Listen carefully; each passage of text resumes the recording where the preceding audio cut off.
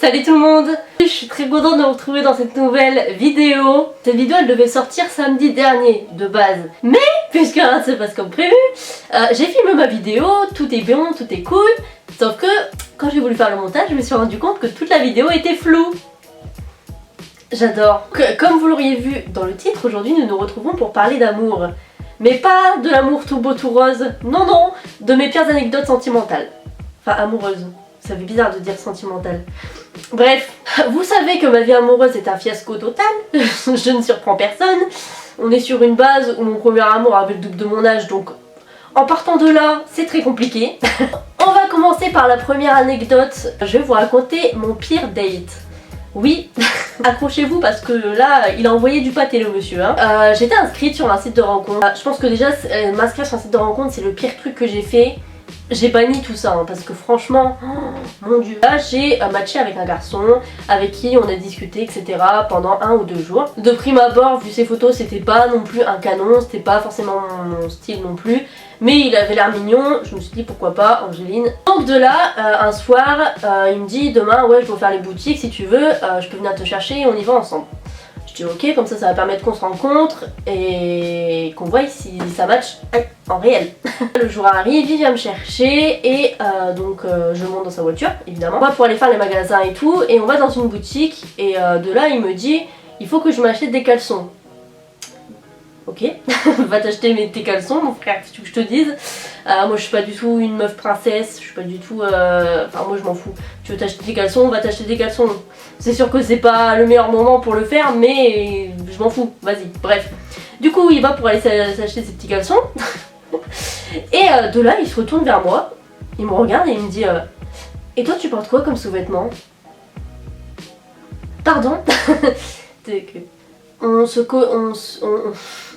Je bégaye tellement, c'est... Enfin, tu poses pas cette question à une meuf que tu viens de rencontrer depuis 1 heure en fait. Qu'est-ce que ça va être après? Vous allez voir.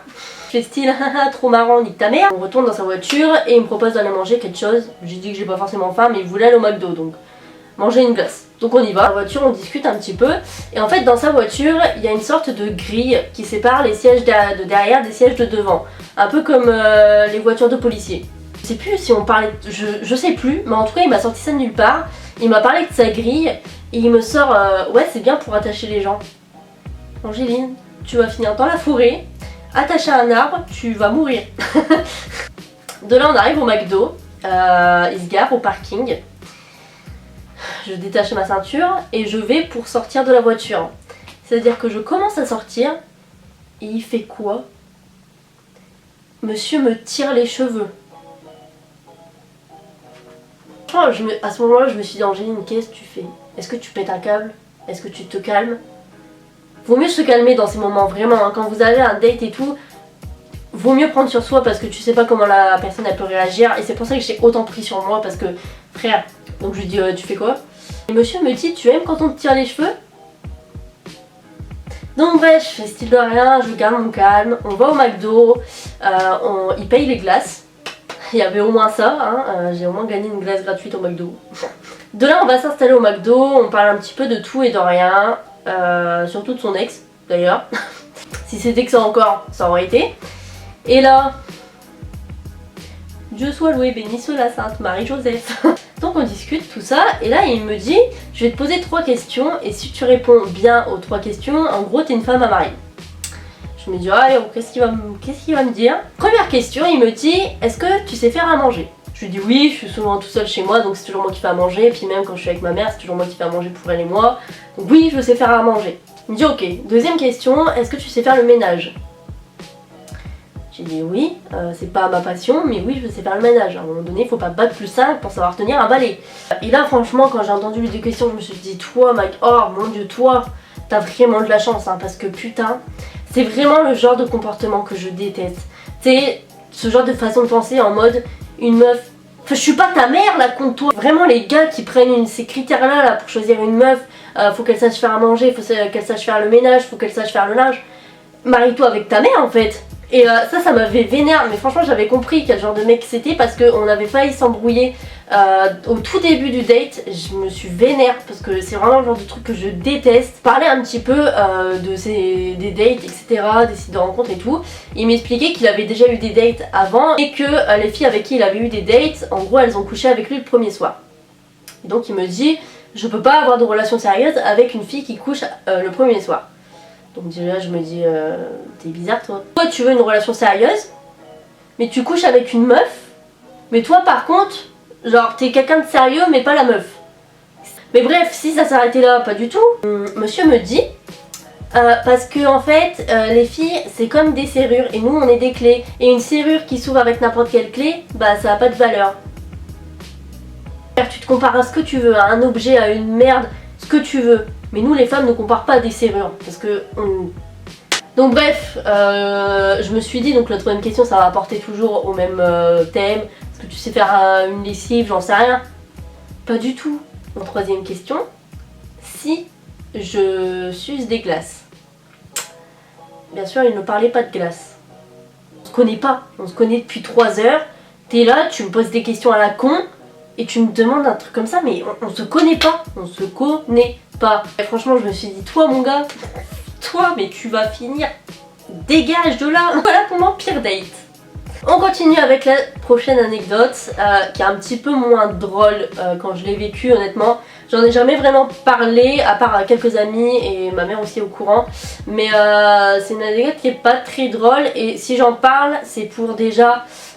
m'exprimer par rapport à ça, et parce qu'aujourd'hui ça me touche plus parce que j'ai grandi, mais je sais qu'il y a beaucoup de jeunes qui me suivent et à qui ça peut arriver, et justement je veux faire une prévention par rapport à ça. Mais bref, je vais vous expliquer.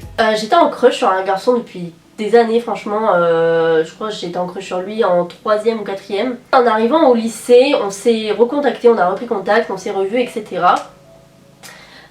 Donc j'avais 15-16 ans à peu près quand ça s'est passé. Et donc on se revoyait, etc. On commençait à se reparler, tout ça, à se voir, et je l'aimais vraiment bien, c'était vraiment un crush. Donc une après-midi, je décide de l'inviter chez moi pour passer l'après-midi ensemble, qu'on regarde des films, etc. Enfin bref, chill, tu vois. Et comme je vous dis, j'avais 15-16 ans, donc pour moi quand je disais regarder un film, ça n'avait pas de sous-entendu sexuel, parce que j'étais toujours vierge et parce que dans ma tête j'étais pas du tout prête à avoir des relations ou autre. Vraiment pas. Donc il vient chez moi, tout se passe bien, on regarde des films, on va fumer sur le balcon, enfin bref, cool. De là, mon père part travailler en fin d'après-midi. De là, on arrive au soir, et il faut savoir que moi la veille j'avais fait nuit blanche, donc j'étais archi fatiguée, vraiment j'étais grave fatiguée. Et donc je décide de mettre un film d'horreur tranquille. Donc vu que j'étais archi fatiguée, je commence un peu à m'endormir, je ferme les yeux et tout. Donc voilà.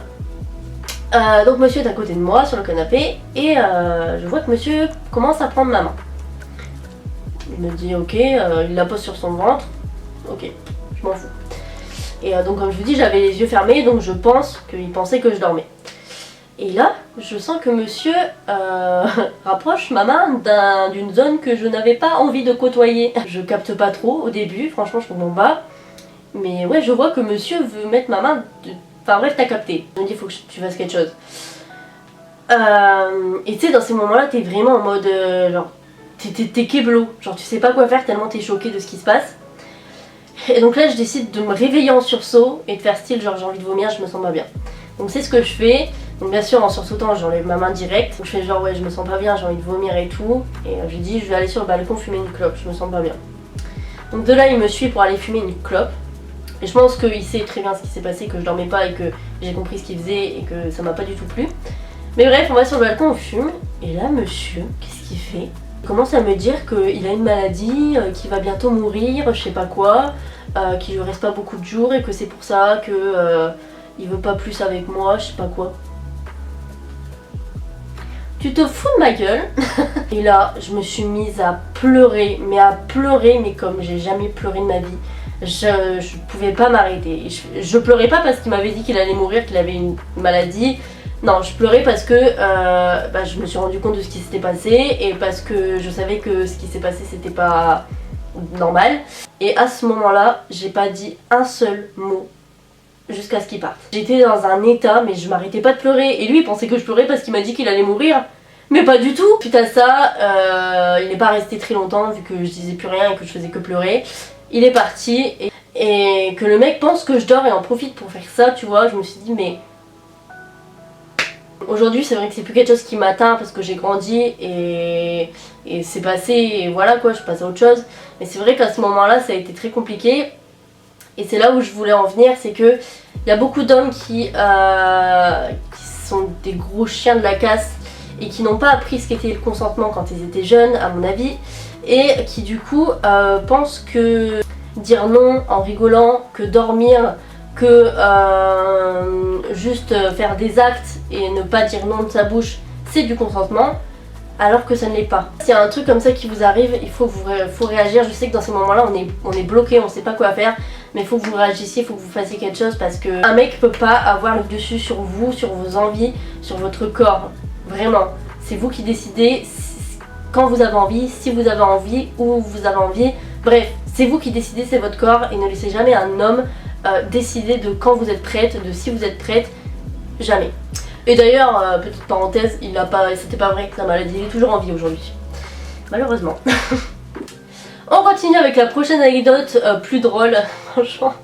Aujourd'hui quand j'y repense, je me dis mais what the fuck.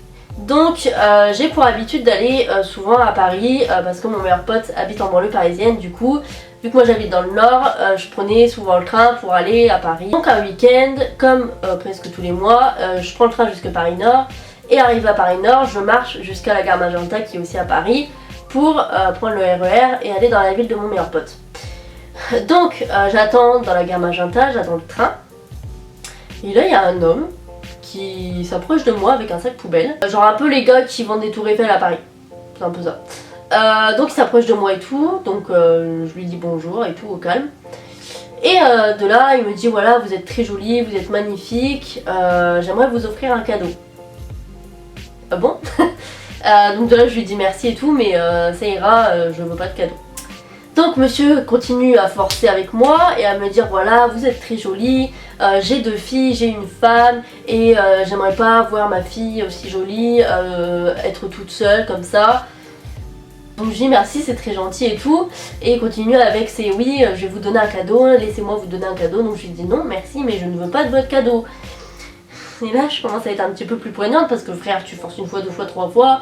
À un moment donné ça pète les roupettes, vraiment très fort. Tu sais c'est gentil tu vois, c'est pas d'une mauvaise intention mais c'est lourd quoi. Tu vois moi déjà de base quand je suis dans les trains à Paris franchement j'ai pas envie qu'on vienne me saouler honnêtement. Donc il continue etc, il me dit oui je vais pas vous laisser seul, vous êtes en danger. Il m'a dit vu comment vous êtes habillée etc, vous êtes... Comment ça ma façon dont je suis habillée, parce que c'était l'été donc j'étais en jupe avec un crop top mais... Frère, même si je suis en culotte dans la rue, qu'est-ce que tu me racontes? Avec tous les trucs que t'entends en mode ouais, quelqu'un m'a suivi et tout à Paris et tout. Moi Paris c'est la ville où je flippe ma race, hein. Jamais je prends le train à Paris le soir. Hein. J'essaie de m'échapper de cette situation donc j'appelle mon pote qui va aller me chercher à la gare. Donc j'appelle et tout, je suis genre ah t'es réveillée donc je parle avec lui et je m'écarte forcément parce que tu veux pas que je te passe le téléphone pour que t'écoutes la conversation, ça va? Et je vois qu'il me suit et il continue à me parler. Donc je lui montre que je suis au téléphone, mais il s'en bat les couilles, hein. Il s'en tape total. Donc il continue à me parler, monsieur s'en fout, voilà. Et là je vois le train qui commence à arriver et j'ai mon pote qui me dit mais envoie-le chier. Mais non, j'ai peur moi, je me chie dessus. Tu sais jamais la réaction des gens donc j'évite dans ce moment-là de m'emporter parce que t'as vu. Monsieur je vois qu'il me suit et qui me dit bon bah je vais vous suivre hein, parce que vous êtes en danger, vous êtes très jolie, donc je veux pas qu'il vous arrive quelque chose, donc je vais vous suivre. Mais c'est bizarre en fait, c'est vous qui me faites peur. Donc de là je commence à me vénérer, je lui dis écoutez je suis grande, je peux m'occuper de moi, il va rien m'arriver donc laissez-moi tranquille. Donc là je crois que je l'ai vexé, il s'est barré à l'autre bout du wagon et moi je me suis barrée. Tu me complimentes et tout mais ne me suis pas, c'est bizarre. Putain mais il se met à attendre à 19h wesh, c'est 1h ça. La prochaine anecdote elle va être un petit peu plus longue donc je vais essayer vraiment de vous épargner tous les petits détails et tout. Donc si vous avez vu ma vidéo du chit chat make-up, je vous avais expliqué que j'avais rencontré un garçon qui m'avait vraiment tapé dans l'œil et ça s'était mal fini et je vais vous raconter ce qui s'est passé tout simplement. Donc j'ai rencontré ce garçon sur Facebook qui est venu me parler, etc. Et on s'est tout de suite très bien entendu, on a tout de suite eu un feeling et tout. Et de prime abord, vu ses photos, c'était quelqu'un qui pouvait me plaire, donc je me suis dit pourquoi pas. On a commencé à discuter, etc. pendant quelques semaines, et il m'a proposé qu'on se voit. Comment te dire que je me suis chiée dessus quand le jour est arrivé? Il était venu me chercher en voiture, on s'était vu en soirée. Donc monsieur me dit qu'il est là, je panique ma race, donc je vais pour le rejoindre. Et là, j'ouvre la portière de sa voiture, je le vois, il a... Je ne saurais même pas comment l'expliquer. Brun, barbe, grand, bref, super beau, vraiment super beau, avec un charme vraiment parce qu'il était archi drôle, vraiment super drôle. Vraiment un coup de cœur, mais genre vraiment j'ai jamais eu ça de toute ma vie. Donc de là on fait le date, c'était tranquille, vraiment on est resté dans sa voiture, on a été rejoindre ses potes, enfin bref, un date tranquille, pas un date de ouf. Mais frère, j'ai fait que le regarder tout le date tellement j'étais en mode mais... De là, la soirée se passe, je rentre chez moi et tout, on s'envoie quelques messages, il me demande si je suis déçue, j'ai dit que non, alors que dans ma tête c'est... Non, pas du tout. Il me dit qu'il est pas déçu non plus, qu'il me trouve très jolie, etc. Donc je suis archi contente, je suis dans ma best life, t'as vu? Donc on continue à se parler quelques jours, quelques semaines et tout, mais là je vois que frère c'est toujours en mode d'envoyer un message, à un moment donné, je veux bien être gentil mais il y a des limites. Là, du jour au lendemain, plus de son, plus d'image. Monsieur me laisse en vue. Ça dégage. Donc je lui ai dit bon bah nick, je laisse de côté et bref je fais ma vie. Quelques semaines plus tard, qui vois-je? Monsieur m'a envoyé un message. Donc monsieur m'explique que voilà, s'il m'avait pas répondu, c'est parce que il était très occupé, qu'il avait pas le temps. Je voyais tes snaps enculé. Dans tous tes snaps, on te voit sur ta terrasse en train de boire des bières et tu vas me dire que t'as pas le temps de m'envoyer un message? Déjà là, à ce moment-là, j'aurais dû me dire dans ma tête, on te prend pour une teub, voilà. Donc on a pris contact et tout, on parlait donc de se revoir, tout ça, enfin surtout moi. Moi parler avec un mec pendant des semaines sans qu'on se voit, ça me saoule, vraiment ça me saoule et ça a aucun intérêt. Donc je vois que monsieur propose pas de date et d'un coup monsieur me laisse en vue. Encore une fois. Je me dis attends il se fout de ma gueule lui, c'est pas possible. J'envoie un message pour lui dire écoute, à un moment donné tu m'as laissé en vue une fois, il serait peut-être temps que tu me répondes et que tu me dises en fait s'il y a un truc. Et là monsieur s'emporte. Monsieur me dit oui, si je te réponds pas c'est que je suis occupée, c'est que nanana nanana. Tu t'excites avec qui là? Donc frère je le laisse de côté, tu dégages. Et de là, 1 ou 2 jours après, je reçois un message de lui qui vient s'excuser. Voilà, désolé, je suis pas très bien en ce moment, je suis en déprime, nanana. J'ai envie de me barrer de chez moi, enfin bref. Parce qu'on habite dans le nord, c'est sûr que c'est pas... Du coup moi, bonne conne que je suis, je le rassure, je lui dis voilà, faut que tu réfléchisses quand même, t'as tes amis, t'as ta famille, t'inquiète pas, ça va aller. Donc de là, monsieur daigne enfin fixer un rendez-vous. Donc le jour J arrive, je me prépare, tout ça, comme d'habitude, et là je suis vraiment... Je me chie dessus, hein, clairement, parce que je savais ce qui m'attendait. Quand ceux qui ont eu des coups de cœur, là, vous savez ce qu'on ressent, mais toujours aussi beau, voilà, malheureusement. Donc de là, il me dit, bah tu sais quoi, on va aller chez moi, et ensuite il y a un couple de potes qui va arriver. Je dis, ok, pas de soucis. Donc on va chez lui, tout se passe archi bien, je suis tellement plus détendue qu'au premier date qu'on avait eu, on rigole ensemble, on parle, tout ça. Grave cool, on joue à la play, il me sert un verre de whisky. Console, alcool, I love that, ok, meilleur date. Eh, jugez pas hein, mes meilleurs dates, ok. Ensuite il y a ses potes qui arrivent, donc une fille et un garçon, et bon le mec était pas très bien. Du coup j'ai joué à la play un peu avec la fille et tout, archi gentil, archi drôle, vraiment archi cool en fait. Archi bonne soirée, j'ai kiffé, c'était trop cool. Donc, et ce qui va suivre, écoutez bien et retenez bien ça. Vu que le gars était pas bien, il avait dit ouais au pire on dort ici, etc. Pas en parlant de moi mais de lui et sa meuf. Et là sa copine elle dit oui mais si sa copine qui reste dormir en parlant de moi, bah, on va pas rester ici, on va pas les déranger. Sauf que ça ce n'était pas prévu, je ne comptais pas dormir ici. Donc du coup il se retourne vers moi, il me dit bah du coup tu veux dormir ici? Bah non. Je lui dis bah non, j'ai pas d'affaires, j'ai que dalle, donc non. Franchement j'aurais eu des affaires, j'aurais dit oui tu vois, mais là j'avais rien, donc compliqué tu vois. Il me ramène chez moi, tout ça, et de là on parle quelques jours, Et monsieur m'envoie un message, il me dit bon écoute, tu me plais beaucoup et tout, mais ça va pas le faire entre nous, enfin bref, voilà. Je suis choquée parce qu'on avait passé un grave bon date, on continue à se parler, tout se passait bien, donc ça tombe un petit peu de nulle part, mais bref, ok. De là, quelques mois d'après, je sais plus comment on avait reparlé, je sais plus du tout, mais on avait commencé à se reparler et du coup je lui ai demandé pourquoi t'as décidé de mettre un terme à notre relation, en gros que ça s'arrête entre nous.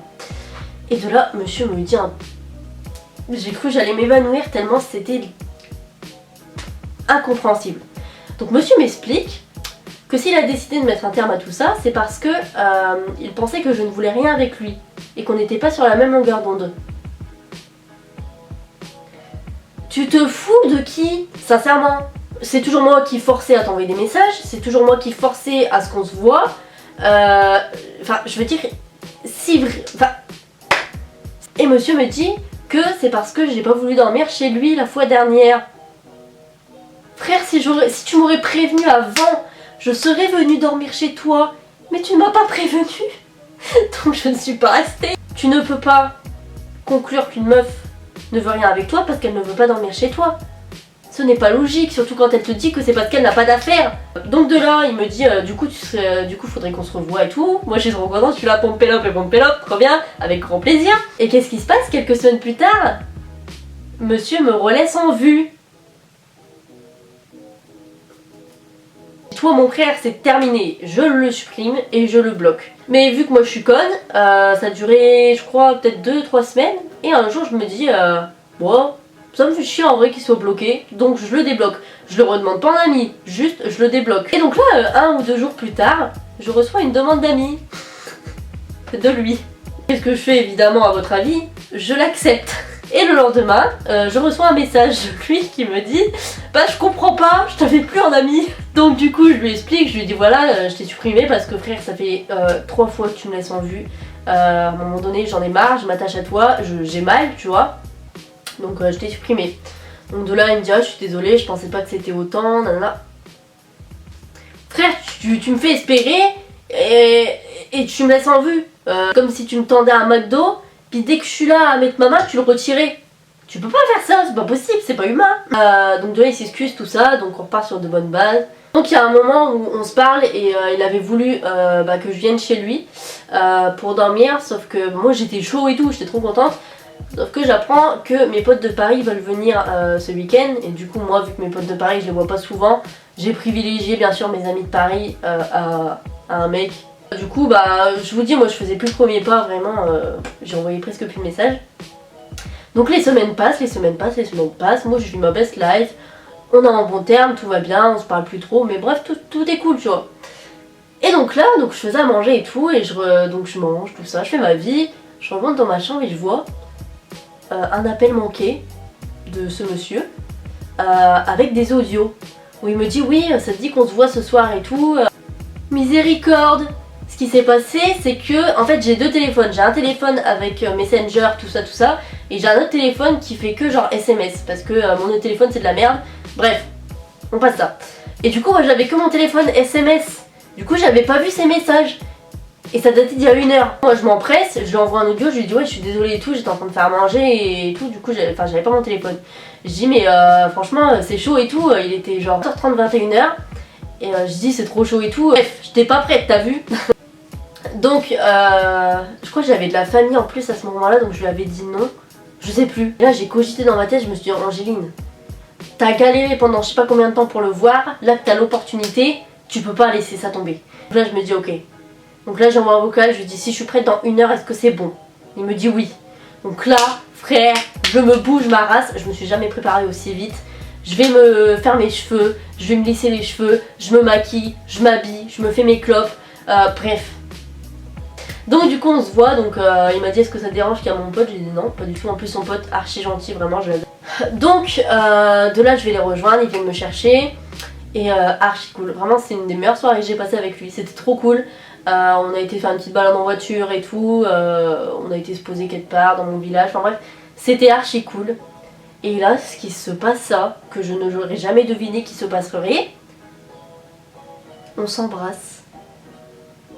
J'étais archi contente, Donc là, je rentre chez moi parce qu'il se fait tard et tout. Il me dit ouais, tu m'envoies un message et tout quand tu rentres et tout.